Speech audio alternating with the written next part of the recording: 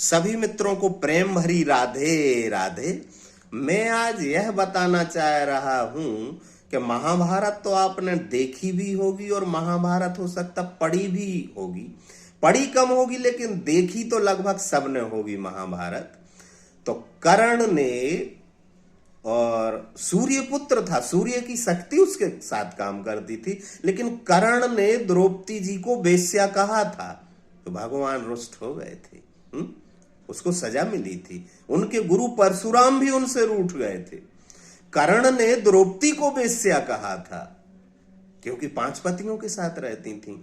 और यहां पर हमारे जो तथा कथित भगवताचार्य हैं, कॉमेडियन शोमैन हैं, अनिरुद्धाचार्य जी महाराज, उन्होंने तो पूरे हिंदुस्तान की बेटियों को वेश्या कह दिया। उनके वचन सुनना।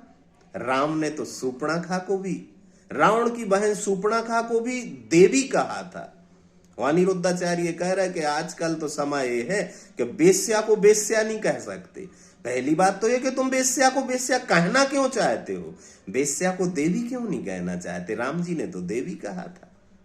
पुराणों में तो देवी शब्द मिलते हैं। रावण को मारते हैं राम जी, लेकिन लंकेश भी बोलते हैं, सम्मान से बोलते, प्रणाम करते हैं राम जी रावण जी को।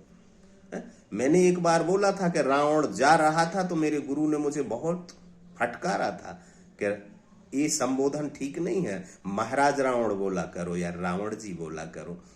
मुझे बहुत शिक्षा दी थी मेरे गुरु ने। और आप बहन बेटियों को 100 में से 80% तो तुम्हारी कथा की फॉलोअर वही हैं। तुम्हारे आश्रम में मां बहनें आती, बेटियां आती, और तुम वेश्या क्यों बोलना चाहते हो? कोई वेश्या है तब भी आपको देवी बोलना चाहिए, और आपको क्या लेना देना इन बातों से? तो कर्ण ने तो सिर्फ द्रौपदी को वेश्या कहा था। अनिरुद्धाचार्य ने तो पूरे हिंदुस्तान की बहनों को वेश्या कह दिया। उन्होंने जो उनके वचन सुनो, मेरे को बहुत दुख हुआ। उन्होंने क्या कहा है कि आजकल तो ये समय है कि है तो वेश्या, लेकिन चाहती हैं कि उन्हें कोई सती सावित्री बोले। कोई नहीं चाहती है, तुमसे कौन बुलवाना चाहता है, लेकिन तुम वेश्या क्यों बोलना चाहते हो? पहली बात तो ये है, आप वेश्या बोलना क्यों चाहते हो? राम जी ने सूर्पणखा को वेश्या नहीं बोला है, बच्चलन नहीं बोला, देवी कहा है कि देवी कहो मैं आपके लिए क्या कर सकता हूं।